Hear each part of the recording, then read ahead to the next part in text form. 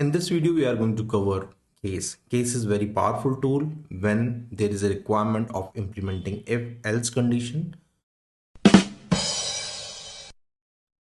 Like in any other programming language, if else contributes a major role when any logic needs to be written. Similarly, when it comes to SQL statement, case is very powerful.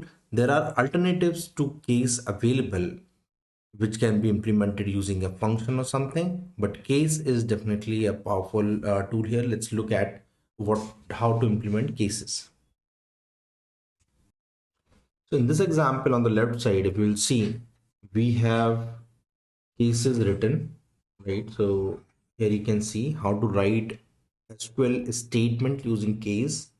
So you have to use case and end to start and end the case statement, and within case statement you can provide as many if clauses as possible.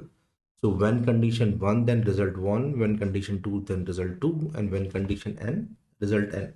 And obviously if all these conditions written false, so the last statement else result will be your default uh, condition which will execute. So here is one example. If you will see, select employee number, employee name, salary.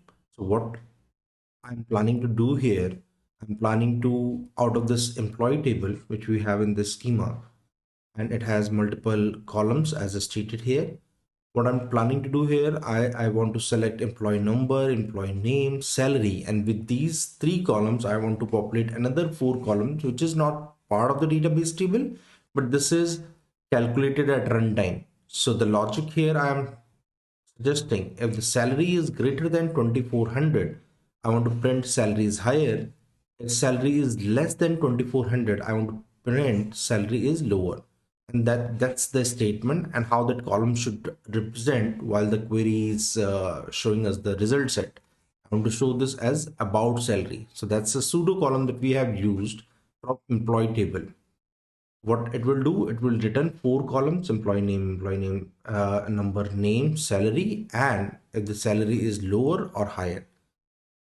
So let's do the practical. Let's run this query.